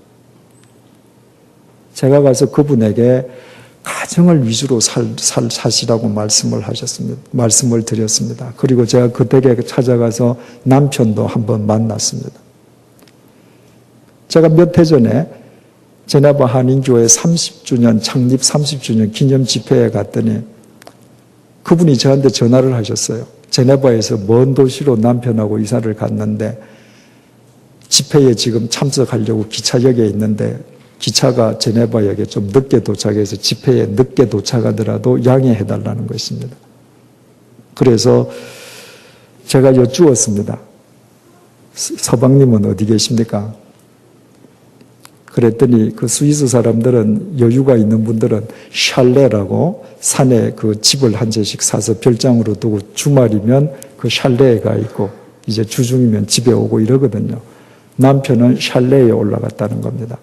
그 남편한테 뭐라고 했냐? 그랬더니 한국 교회 옛날 목사님이 와서 집회에 참석하러 간다. 그 남편이 뭐라 그러시더냐? 그랬더니 갔다 오라 그랬다고.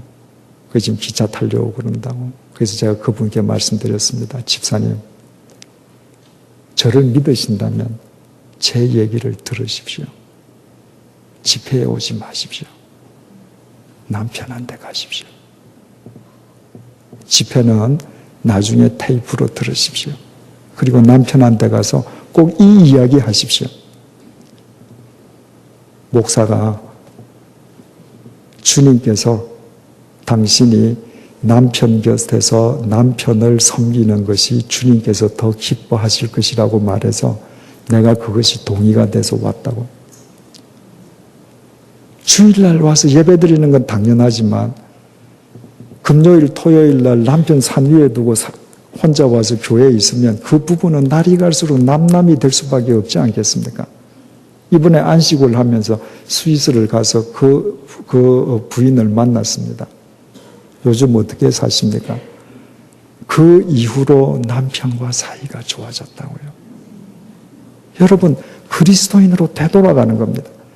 여러분의 믿음 때문에 가정이 지금 황폐화되어 있다. 그 여러분이 신앙생활 잘못하는 겁니다. 여러분의 믿음 때문에, 여러분의 신앙생활 때문에 일터의 동료 누군가가 내가 해야 할 일을 지금 대신하면서 과중한 업무에 시달리고 있다. 잘못하는 겁니다. 믿음은 돌아가는 겁니다. 그래서 그곳에서부터 주님의 손발이 되어드릴 때 그 현장이 또 다른 생명의 역사의 현장으로 바뀌어지는 것입니다. 8번째로 믿음은 공간입니다. 9번째로 믿음은 공간입니다. 마태복음 5장 14절입니다. 너희는 세상의 빛이라 산 위에 있는 동네가 숨겨지지 못할 것이요. 너희는 세상의 빛이기 때문에 저 산 위에 있는 동네도 숨겨지지 않는다. 빛이 비치면 산 위에 있는 동네도 훤히 모습을 드러낸다는 것입니다. 한 믿음의 사람이 있으면 공간 자체가 새로워진다는 것입니다. 믿음은 공간의 변화로 나타납니다. 믿음은 육체라는 공간의 변화로 나타납니다. 믿음은 내가 사는 가정이라는 공간의 변화로 나타납니다. 믿음은 내가 사는 이 자연이라는 공간의 변화로 나타납니다. 여러분 개인은 변화했는데 여러분이 두 발 딛고 있는 공간이 변화되지 않았다. 그것은 성숙한 믿음일 수가 없습니다. 여러분들 캘리포니아에서 자동차를 타고 멕시코로 가시면 바로 국경선 하나를 사이에 두고 미국 쪽은 전부 콜로라도에서 끌어들인 그 강물 줄기로 스프링클러를 해서 그 풀들이 있는데 딱 경계선 넘어가면 황무지죠. 이집트 시나이 반도에서 이스라엘 국경으로 딱 넘어가도 똑같은 광경이 벌어집니다. 시나이 반도는 황무지입니다. 국경에 발 하나 딱 건너서면 푸른 초장입니다. 오스트리아에서 슬로베니아에 산은 딱 붙어 있습니다. 그런데 국경을 건너면 오스트리아의 산들은 그렇게 비옥한데 동구권에 속했던 슬로베니아로 넘어가면 황폐합니다. 이유는 뭐죠? 나무가 다른가요? 땅이 다른가요? 아닙니다. 사람이 다릅니다. 누가 사느냐에 따라서 공간이 달라집니다. 여러분, 알코올 중독자가 사는 사람의 방하고 신실한 도인이 사는 사람의 공간하고 같을 수가 있겠습니까? 믿음은 공간입니다. 여러분으로 인해서 여러분의 가정이라는 공간이 얼마나 달라졌습니까? 여러분으로 인해서 여러분의 교회 공동체라는 공간이 얼마나 더 생명력 있게 되었습니까? 여러분의 일터의 공간이 얼마나 새로워졌습니까? 마지막으로 믿음은 감화입니다. 나로 인해서 내가 있는 공간이 새로워지기 시작하면 그 공간 속에 있는 사람들이 비로소 감화받기 시작합니다. 그래서 내가 말하지 않아도 그 감화는 생명의 역사를 일으키겠다는 겁니다. 여러분, 우리가 잘 아는 사도행전 3장 1절에서 10절 말씀이 있지 않습니까? 바울과 요한이 기도하러 예루살렘 성전으로 올라가는데 성전 미문 앞에 선천성 하반신 마비자가 앉아서 구걸을 하지 않습니까?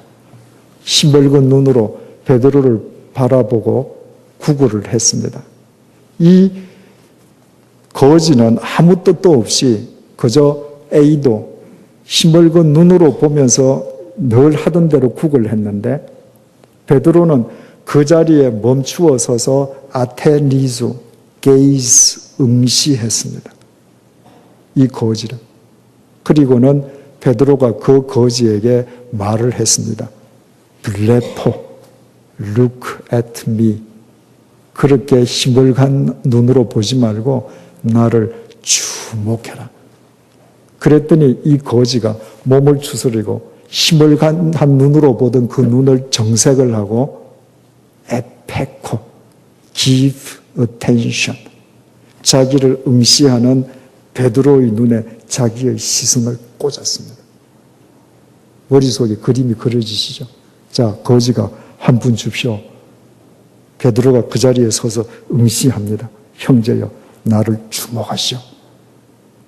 거지가 올려다보면서 베드로의 눈과 이 거지의 눈이 불꽃을 튀깁니다. 그 순간에 베드로가 이 사람의 손을 잡고 말을 합니다. 형제여, 나한테 당신이 요구하는 은과 금은 없습니다. 그러나 내가 대신 딴 거 줄 거 있습니다. 내가 믿는 나사렛 예수 그리스도의 이름으로 일어나 걸으십시오. 그 순간 일어나지 않습니까? 그 공간 속에서 베드로를 통해서 생명의 감화력이 예수 그리스도의 생명의 역사가 그 거지 속으로 전이 되는 겁니다. 그것이 눈에 보이는 이야기입니다. 그러나 사도행전 3장 1절에서 10절 그 눈에 보이는 그 장면, 이면의 장면이 또 보입니다. 마태복음 8장 보면 예수님께서 베드로의 집에 들어가서 열병에 걸린 베드로 장모를 고쳐주셨다고 되어 있습니다. 그때 베드로는 총각이 아닙니다. 장모가 있었습니다. 장모가 있었다면 아내가 있었던 거죠. 베드로는 결혼한 사람이었습니다. 여러분, 아내를 둔 가장이 은과 금을 목적으로 살지 않습니다. 어제까지 은과 금을 목적으로 갈릴리에 금을 던지고 살던 어부가 배와 그물을 던져놓고 나는 더 이상 은과 금을 목적으로 삼지 않겠다. 그리고 어떻게 살아야 할까? 무엇을 먹을까? 대책 없이 예수 그리스도를 쫓아다닙니다. 만약에 베드로의 아내가 베드로의 발목을 붙잡고 여보, 은 벌어오시오. 나는 은 없으면 못 살아. 금 벌어오시오. 우리 자식도 다른 자식들처럼 과외 좀 시킵시다. 그러면 베드로 그 삶 못 삽니다. 베드로가 처가 있는 가장이었음에도 불구하고 은과 금을 목적으로 삼지 않는 삶을 살 수 있었다고 하는 것은 베드로를 통해서 그 생명력이 이미 베드로 아내에게 전이되어 있음을 의미합니다.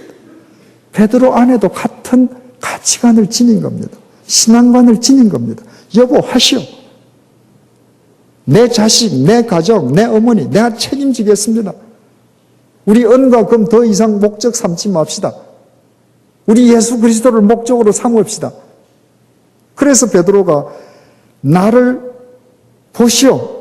거지를 응시하면서 나를 보시오 해서 거지가 자기의 시선을 베드로에게 꽂을 때에 그 베드로의 시선 속에는 베드로의 아내의 시선도 함께 있는 것입니다.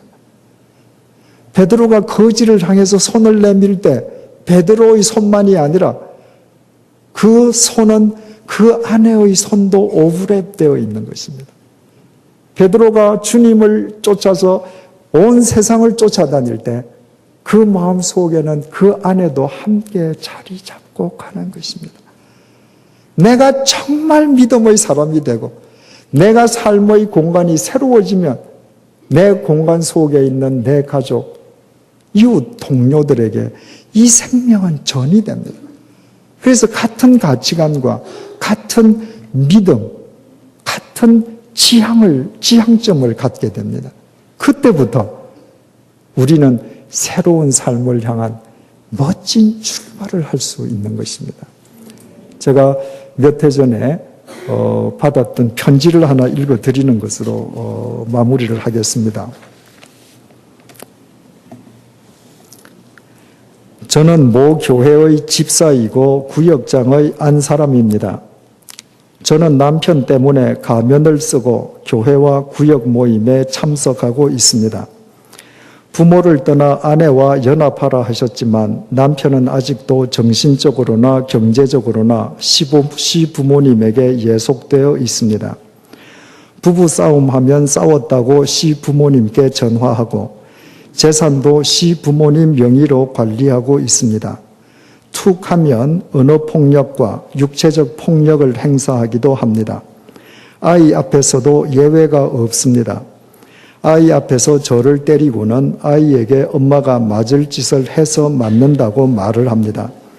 사람을, 가족을 사랑하는 법을 모르면서도 자신이 하는 일은 무엇이든 항상 옳다고 굳게 믿고 있습니다.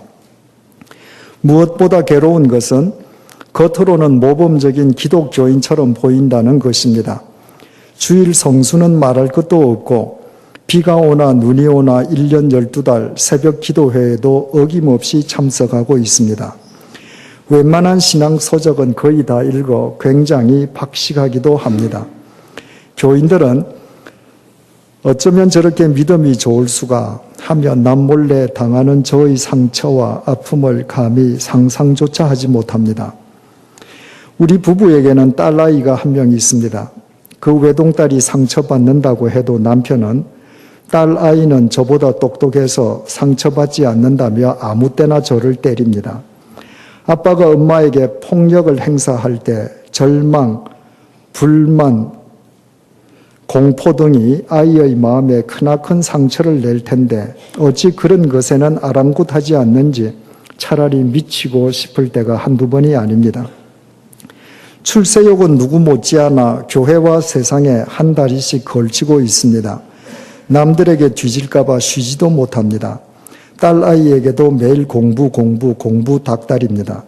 이제는 사춘기에 접어든 아이가 아빠에 대한 주관적인 판단을 하고 있습니다. 사랑이 없는 아빠, 말뿐인 사랑, 하나님을 믿는다면서도 전혀 딴판인 가정생활, 행함과는 거리가 먼 믿음의 열심, 자신은 항상 상대에게 용납되어야 하면서도 상대를 용납치는 않는 이중성 등 아빠를 판단하는 딸아이의 시선이 날카롭기만 합니다. 그래서 딸아이는 커서 절대로 결혼하지 않겠다고 합니다. 딸아이가 평생 남자에 대한 불신감으로 살아갈까 몹시 두렵고 고통스럽습니다. 저는 이런 기막힌 삶을 살아오면서 저처럼 고통받는 기독 주부들이 의외로 많다는 사실을 알게 되었습니다. 기도하며 믿음으로 이기려고 해보지만 남편에게 쌍욕을 들으며 구타당하고 나면 정신적인 피폐함과 더불어 자존감의 상실감으로 아무 생각도 없이 그저 무기력해질 뿐입니다. 하도 멍청이라고 구박을 받아서 제가 정말 하나님께도 아무 가치 없는 자로 여겨지면서 진짜 멍청한 상태로 살아가고 있습니다. 목사님, 이런 미성숙한 신앙의 남편들을 위해 책을 써주십시오. 그래서 그 곁에서 눈물 짓는 아내들과 상처받는 자식들이 주님 안에서 회복될 수 있도록 도와주십시오. 내일이면 좀 더 기도하고 참을 걸 왜 그런 메일을 보냈을까 하고 후회할지도 모르겠습니다. 그래서 미성숙한 남편들과 절망하는 아내들, 그리고 그 가운데에서 아파하는 자식들을 위해 그냥 전송 버튼을 누릅니다. 죄송합니다. 저는 이 편지를 처음 받고 어떻게 참 이런 고약한 남편이 있을까 이렇게 생각을 했습니다. 그런데 시간이 지나면서 이 편지를 제가 몇 번 또 읽고 또 읽고 이런 분을 어떻게 도와드릴 수 있을까 생각하는 가운데에 이런 생각을 하게 되었습니다. 지금 이 남편은 주일 성수뿐만 아니라 열심히 교회에 봉사합니다. 1년 12달 새벽 기도회도 나갑니다. 여러분 새벽 기도회 해보시면 다 아시지만 1년 12달 새벽 기도회가 보통 정성으로 됩니까? 이분이 나쁜 분이라기보다는 이분이 믿음이 무엇인지를 아직 모르고 있는 것입니다. 이분은 단순히 교회 주일 예배, 맡겨진 봉사, 부서의 봉사, 새벽 기도 참석 등의 종교 행위를 믿음으로 착각하고 계시는 겁니다. 만약 이분이 믿음은 구도요, 믿음은 탈화다, 믿음은 여백이다, 믿음은 안경을 쓰는 것이다, 믿음은 성경을 메워가는 것이다, 해석하는 것이다, 믿음은 위치다, 믿음은 복귀다, 믿음은 공간이다, 믿음은 감화다, 이런 것을 구체적으로 알았던들 새벽 기도에 나가는 이 열심으로 이분은 누구보다도 멋진 남편이 되었음이 분명합니다. 여러분 혹시 이 반대의 경우도 이 자리에도 있지 않겠습니까? 교회에 열심히 일하고 하는 아내 때문에 고통받는 남편도 지금 이 자리에 있지 않겠습니까? 열심히 아내 때문에 고통당하는 남편이 있다면 그 이유 역시 그 아내가 믿음이 무엇인지를 아직까지 깨닫지 못하고 있기 때문이 아니겠습니까? 주님께서는 그리스도의 장성한 분량이 충만한데 이르기까지 자라가라고 말씀하십니다. 어떻게 자라갈 수 있겠습니까? 믿음을 추상적인 개념 자체로 묶어놓고는 불가능합니다. 오늘처럼 믿음이 무엇인지 여러분의 언어로, 여러분의 단어로 매일매일 구체적으로 믿음을 재정립해 보십시오. 그때 여러분의 믿음은 성숙할 것이요, 여러분을 통해서 하나님의 역사는 반드시 일어나게 될 것입니다. 기도하겠습니다. 주님, 우리에게 주님을 믿는 믿음의 열심을 주셔서 감사합니다. 이 주중 목요일 밤에도 주님의 말씀을 듣는 믿음의 열심을 주셔서 감사합니다. 주님, 그 열심으로 믿음이 무엇인지 구체적으로 깨달아가는 은혜를 허락하여 주옵소서. 그리하여 우리의 믿음이 추상적인 관념에 머물거나 습관적인 종교 행위에 머무는 것이 아니라 매일매일 삶으로 드러나는 구체적인 말씀의 육신화가 되게 도와주시어서 우리의 공간이 새로워지게 하시고 우리와 더불어 공간 속에 살아가는 사람들에게 생명의 감화력이 전이되게 도와주옵소서. 우리는 보잘것없지만 우리와 함께하고 계시는 주님께서는 천지를 창조하신 분이시기에 그 주님의 생명과 그 주님의 능력과 그 주님의 아름다움과 자비하심이 우리의 삶을 통하여 이 땅에 아름답게 스며들게 도와주옵소서. 내가 믿음을 오인함으로 인하여 나의 아내가, 나의 남편이, 내 자식이, 내 부모가 고통당했다면 우리의 어리석음을 용서해 주시고 우리가 참다운 믿음의 구도의 길을 쫓음으로 인하여 나의 믿음이 내 식구, 내 동료, 이웃의 행복의 원천이 되게 하여 주옵소서. 예수님의 이름으로 기도드립니다. 아멘.